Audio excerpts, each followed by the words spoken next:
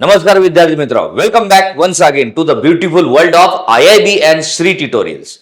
विद्यार्थी मित्र, कालच्या लेक्चर पर्यंत आपण स्टेप्स ऑफ रेस्पिरेशन शिकलो. याच्यातली पहिली स्टेप होती breathing, that is a pulmonary ventilation.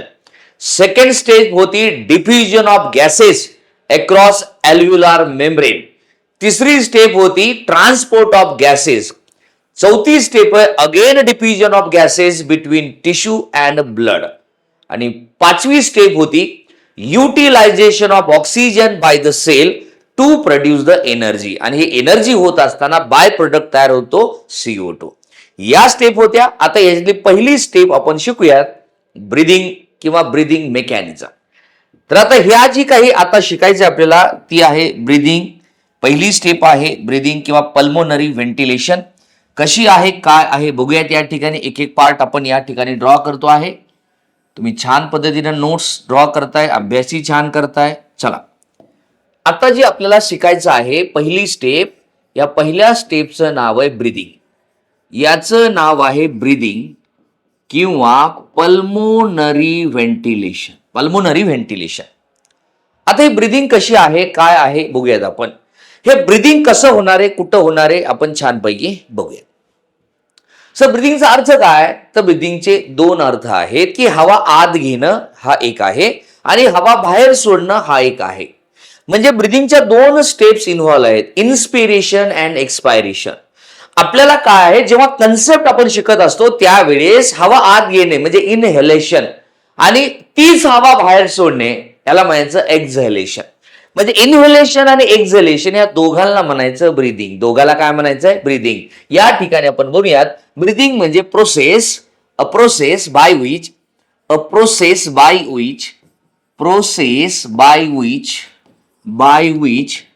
atmospheric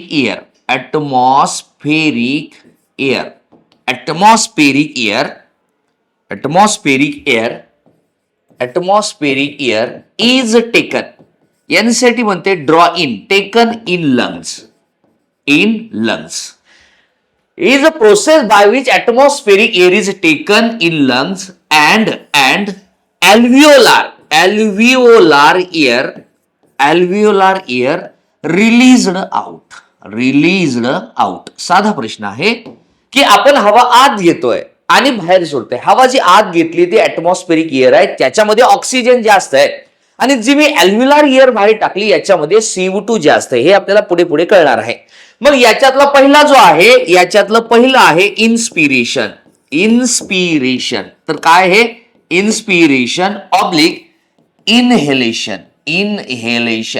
म्हणजे मला सांगा याचा अर्थ काय? एअर इन म्हणजे to take air in. Okay, to take air in कशामध्ये? लंग्स. याला आपण इन्स्पिरेशन म्हणणार आहे. याचं दुसरं आहे एक्सपिरेशन ऑब्लिक एक्झहेलेशन. याचं नाव आहे दुसरं एक्झहेलेशन. म्हणजे काय?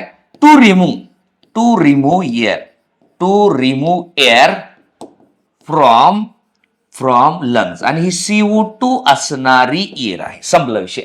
आता हे कसं होतं, काय होणार बघूया. साधी गोष्ट आहे, हे ब्रीदिंग आहे आणि याच्यात पल्मोनरी व्हेंटिलेशन असं म्हणायचंय. आता आपला पुढचा जो पार्ट आहे तो आहे मेकॅनिझम ऑफ ब्रीदिंग. हे ब्रीदिंग कसं होतं या ठिकाणी आपण बघूयात.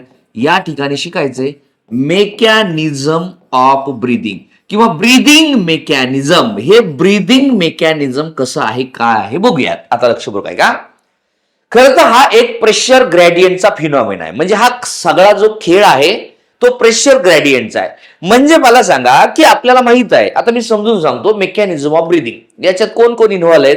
तर त्या ठिकाणी मसल्स इन्व्हॉल्व आहेत. कुठली मसल आहे आपण शिकलो. एक डायफ्राम नावाची मसल आहे आणि दुसरी आहे इंटरकॉस्टल मसल. त्याच्यात दोन पार्ट आहेत. बाहेरच्या बाजूने असेल ती एक्सटर्नल इंटरकॉस्टल मसल आणि आतल्या बाजूने असेल तिचं नाव आहे इंटरनल इंटरकॉस्टल मसल.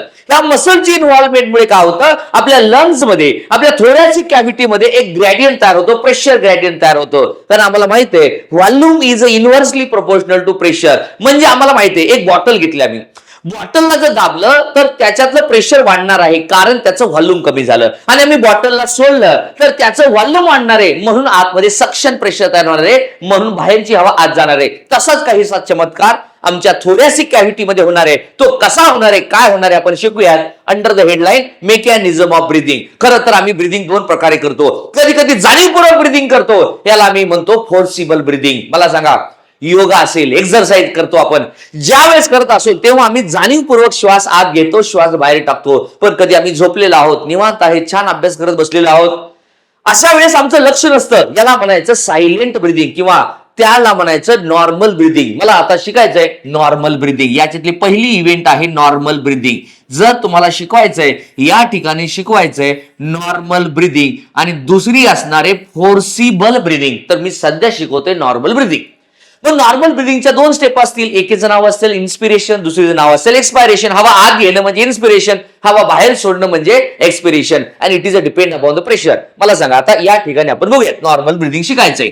आता हे कसं शिकायचंय, एक एक पार्ट मी ड्रॉ करतो. आता बघा, सपोज मी या ठिकाणी हे जे आहे हे लंग्स ड्रॉ केले असं समजून घ्या. हे लंग्स आहेत, कुठला राईट असेल लेफ्ट असेल समजून घ्या.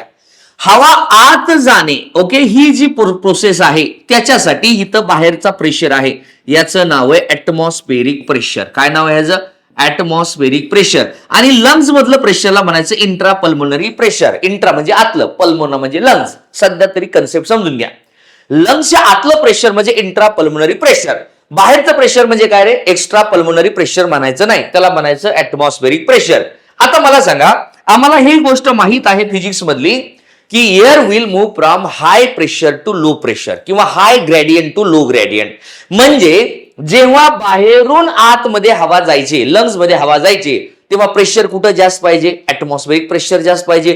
कमी कुठं पाहिजे? इंट्रापल्मोनरी प्रेशर पाहिजे. आणि जेव्हा ही बाहेर येणारे हवा, त्यावेळेस काय पाहिजे? आतलं प्रेशर जास्त पाहिजे, तेव्हा हे बाहेर कमी.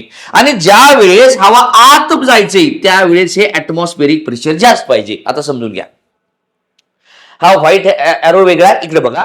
मग सर ऍटमॉस्फेरिक प्रेशर आम्ही बदलू शकतो का? नाही, निसर्गानं आम्हाला ती देणगी दिलेली नाही, ते आमच्या हातातही नाही. मग आमच्या हातामध्ये काय आहे? आम्ही स्वतःच्या लंग्स मधली प्रेशर बदलू शकतो. आपल्याला माहित पण असतं की आपण जगाला बदलवण्यापेक्षा स्वतःला बदललं की सगळ्या गोष्टी सोप्या होतात. तसंच काहीतरी आहे की मी या हवेचं प्रेशर मी बदलू शकत नाही, पण माझ्या थोरॅसिक कॅव्हिटी मधलं, पल्मोनरी कॅव्हिटी मधलं किंवा लंग्स मधलं प्रेशर मी कमी जास्त करतो बाय युजिंग द मसल. आणि त्या मसलचं नाव आहे diaphragm and external intercostal muscle किंवा इंटरनल इंटरकॉस्टल मसल. तर हेच आता आपण बघणार आहोत. म्हणजे मला सांगा, द ब्रिदिंगच्या वेळेस कुठलं प्रेशर जास्त असणार आहे? Atmospheric pressure as compare to intrapulmonary pressure. हे इन्स्पिरेशन साठी आहे आणि एक्सपिरेशन साठी इंट्रापल्मोनरी प्रेशर हे जास्त पाहिजे as compare to atmospheric pressure. हा फिनॉमिना मला इकडे लावायचा आहे. आता आपण शिकूयात नॉर्मल ब्रिदिंग मधलं पहिलं जे मेथड आहे त्याचं नाव आहे आपण बघूयात इन्स्पिरेशन. मग आता हे इन्स्पिरेशन कसं होतं आहे आता आपण बघूयात. इन्स्पिरेशनचं दुसरं नाव आहे इनहेलेशन. आता लक्षपूर्वक आहे का, मी एक छान डायग्राम ड्रॉ करतो.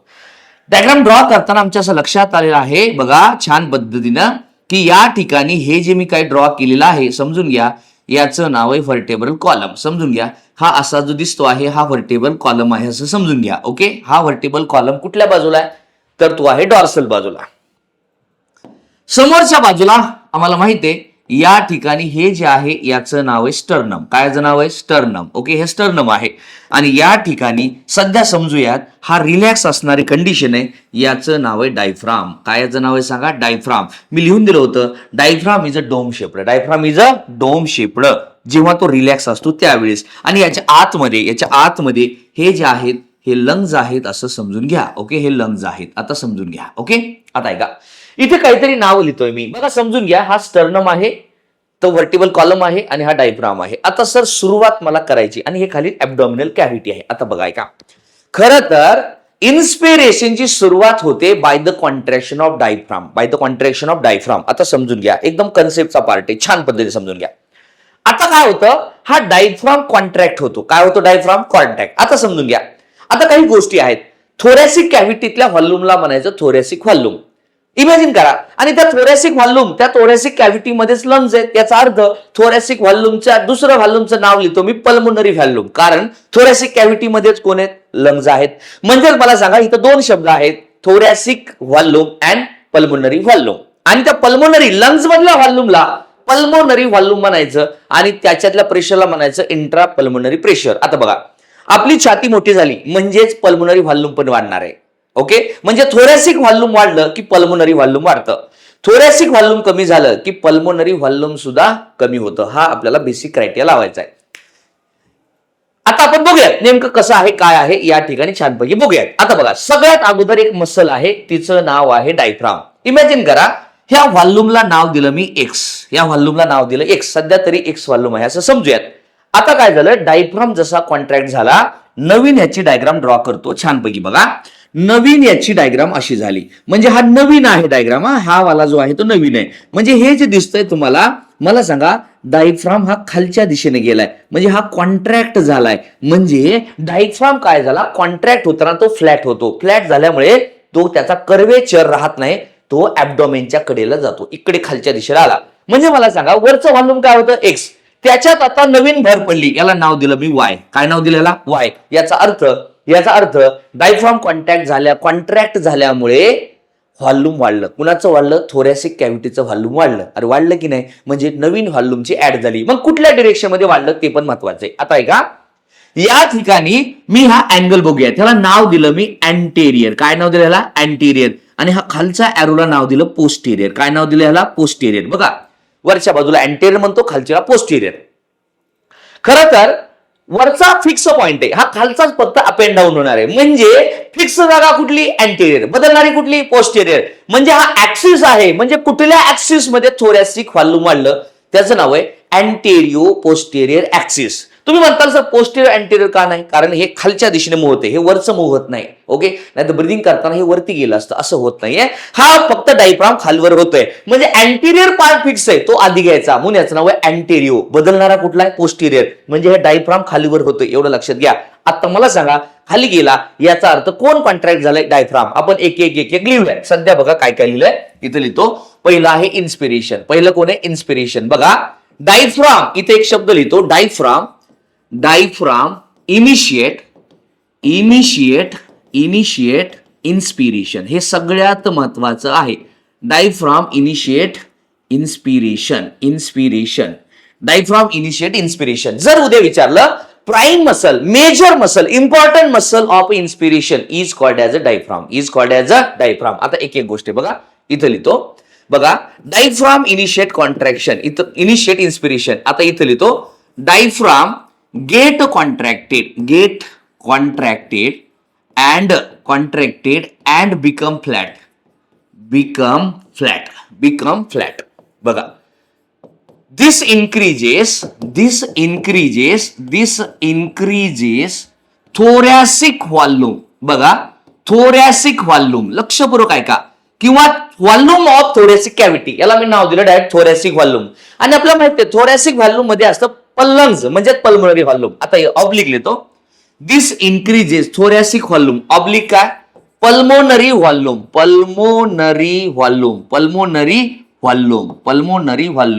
In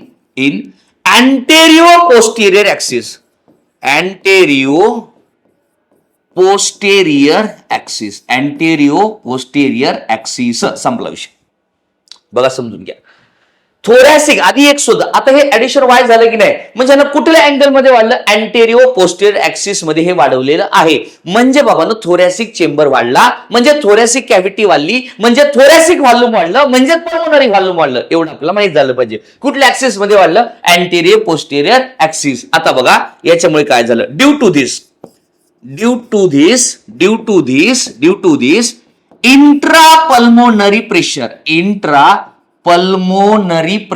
intrapulmonary pressure get reduced. Get काय सांगा, रिड्युस्ड. फुल स्टॉप. आता समजून घ्या, एवढं कळलेलं आहे.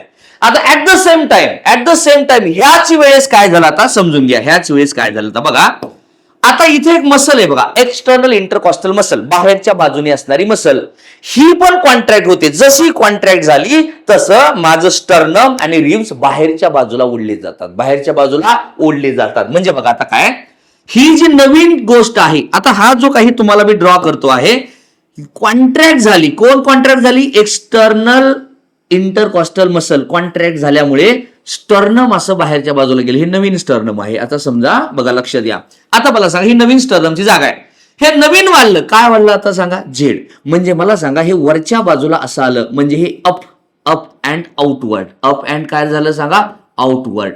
म्हणजे अप अँड वरच्या बाजूला मुवमेंट झाली. म्हणजे मला सांगा, या ठिकाणी नवीन व्हॉल्यूम आलं झेड. पूर्वीचं किती होतं, एक्स. डायफ्राम कॉन्ट्रॅक्ट झाल्यामुळे काय झालं, वाय. आणि नवीन काय झालं, झेड. म्हणजे थोरॅसिक व्हॉल्यूम वाढलंय. पण कसं वाढलंय, या ऍक्सिस मध्ये वाढलंय. या ठिकाणी नाव होतं डॉर्सल साइड आणि इथं होतं व्हेंट्रल. आता मला सांगा, हा फिक्स कुठला पार्ट आहे, डॉर्सल. आपली छातीच फक्त अप अँड डाऊन होते. व्हर्टेबल कॉलम रिमेन्स फिक्स. म्हणजे ह्या ऍक्सिसचं नाव आहे डॉर्सो व्हेंट्रल ऍक्सिस. काय नाव आहे, डॉर्सो व्हेंट्रल ऍक्सिस. बघा आता, जेव्हा आपण ब्रिदिंग करतो त्यावेळेस बघितलं तर आपली चेस्ट अशी समोर येते, पण ही समोर येताना अशी एक्झॅक्टली समोर येत नाही, ती अशी कर्वेचर राऊंड घेतल्यासारखं होते. म्हणजे अशा पद्धतीने वर येते. ही जी वर येते आहे म्हणजे लिफ्ट झाली. पण लिफ्ट कशी झाली, आउटवर्ड, बाहेरच्या बाजूनं. हे बाहेरच्या बाजूनं वाढलं म्हणजे या ठिकाणी up, lift, up and outward, up and outward, हे बाहेर आलंय. म्हणून आपण श्वास आत घेण्याच्या प्रोसेस वेळेत आपली रिब्स किंवा स्टर्नम हे बाहेरच्या बाजूला येतात. आपण इथं बघूया हे कुणामुळे झालं, काय झालं बघूया. इथं लिहितो, at the same time simultaneously, at the same time contraction of external intercostal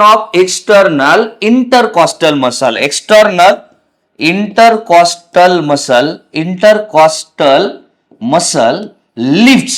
बघा लिफ्ट्स, बघा लिफ्ट्स, बघा up, lifts up, lift sternum, lifts काय रे बाबांनो, स्टर्नम अँड रिब्स आउटवर्ड. काय रे सांगा, outward.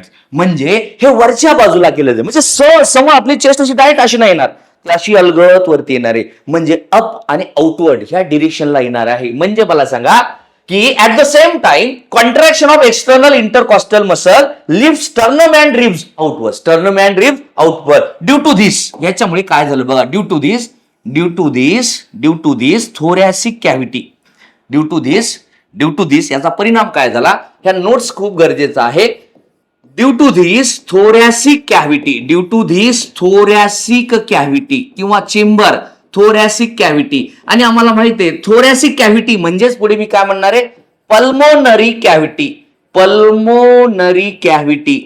Cavity increases. Okay, thoracic cavity, pulmonary कॅव्हिटीच्या ऐवजी मी व्हॉल्यूम हा शब्द वापरू आपण, कारण आपण हे cavity is measured in volume. Thoracic volume and pulmonary काय, व्हॉल्यूम increases in काय रे सांगा, dorso ventral axis.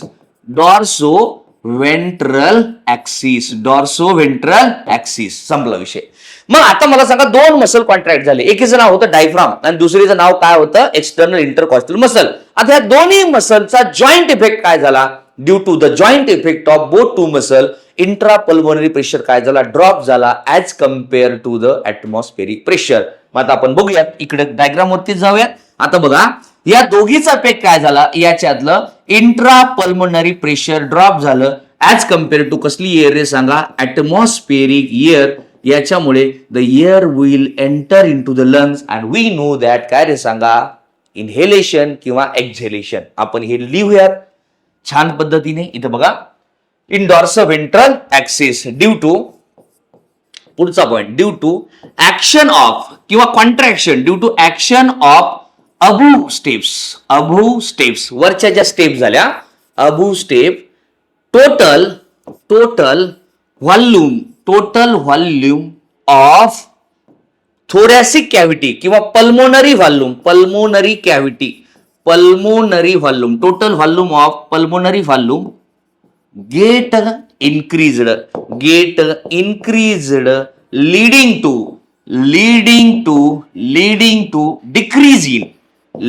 to decrease in intrapulmonary pressure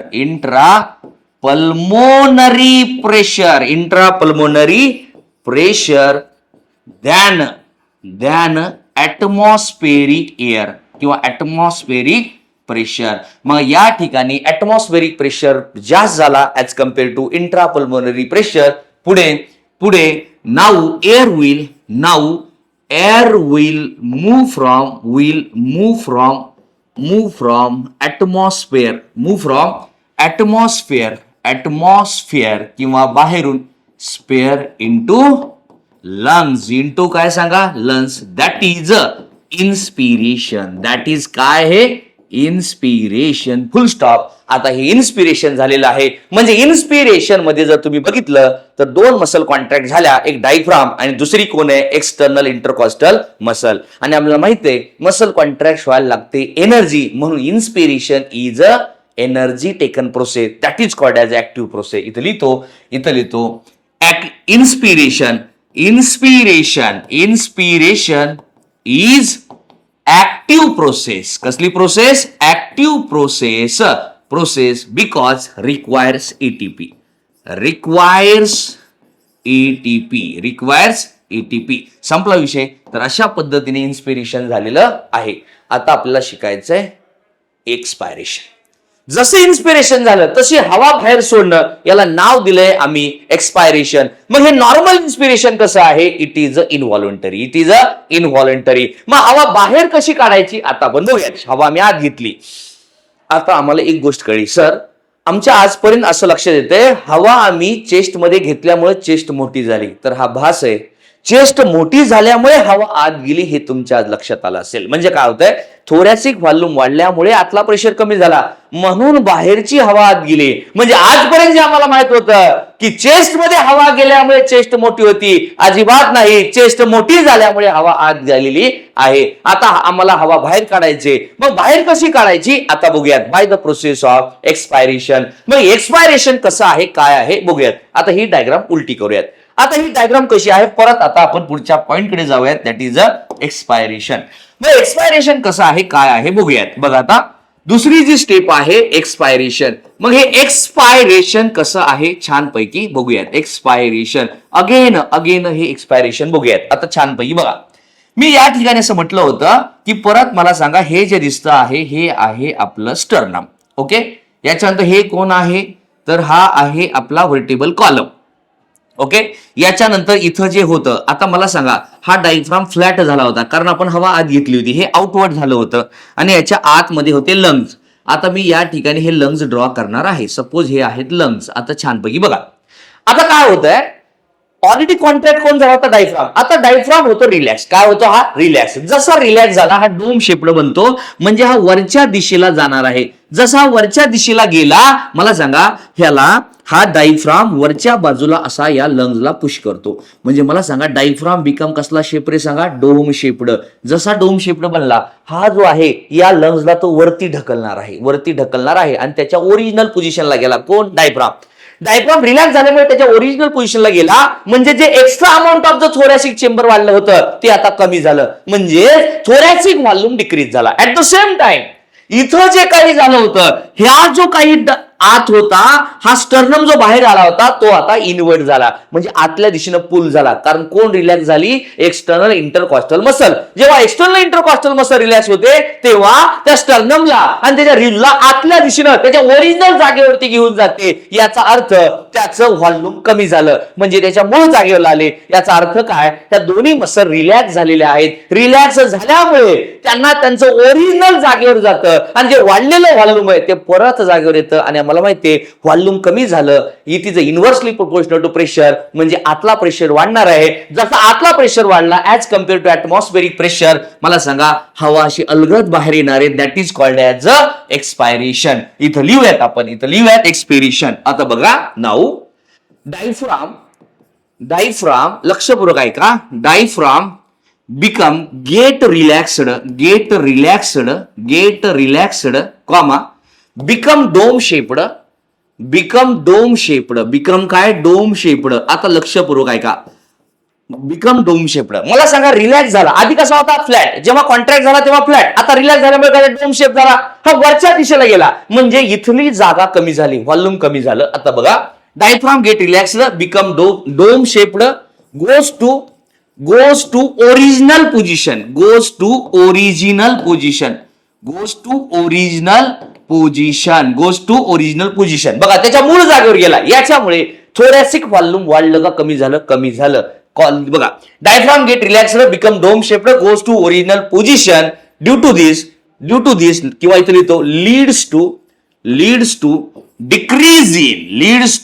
decrease in pulmonary. इथं लिहितो thoracic volume and pulmonary volume. आता लक्षपूर्वक ऐका, पल्मोनरी व्हॉल्यूम एक झालं. ओके.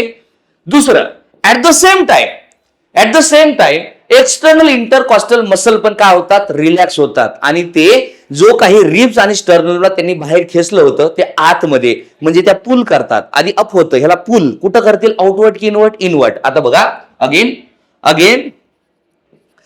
पुढे काय? External intercostal muscle. इथे लिहितो अगेन काय होणार आहे आता? एक्सटर्नल इंटरकॉस्टल मसल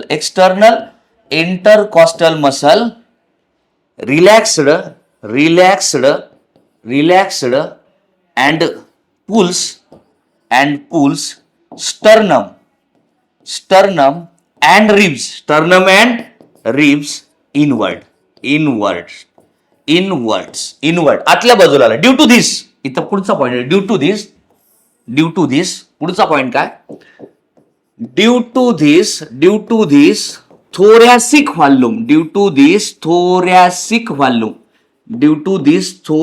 व्हॉल्यूम किंवा पल्मोनरी व्हॉल्यूम गेट रिड्युस्ड. हे सगळ्यांना समजलं पाहिजे बाळांनो. Get reduced. आता बघा the effect of above step. बघा the effect of above step हे जे दोन्ही वरी झालं. Above step decreases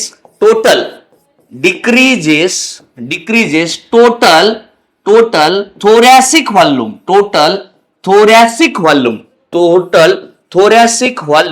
and increases intrapulmonary pressure. thoracic volume म्हणजेच pulmonary volume. increases intrapulmonary pressure than atmospheric pressure.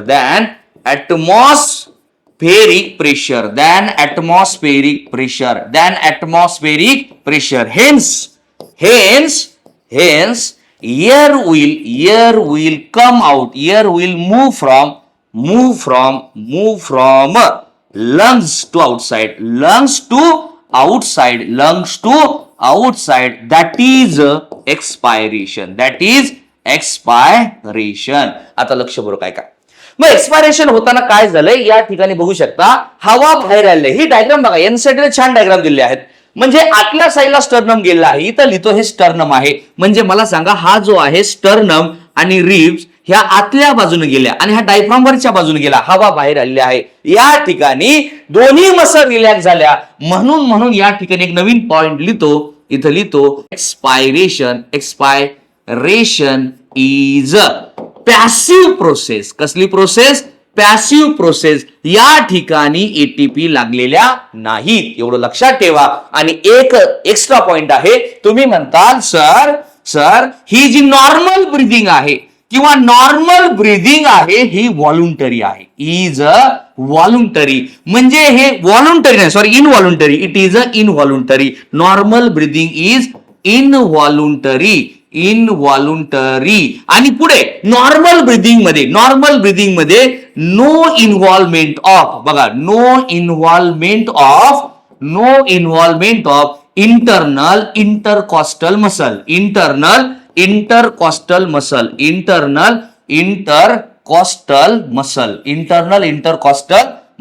बाबांनो या ठिकाणी इंटरनल इंटरकॉस्टल मसलनी काही भाग घेतलेला नाही. कुठल्या ब्रीदिंग मध्ये? नॉर्मल ब्रीदिंग मध्ये. हा सगळा पोटेन्शियल ग्रेडियंटचा पार्ट आहे.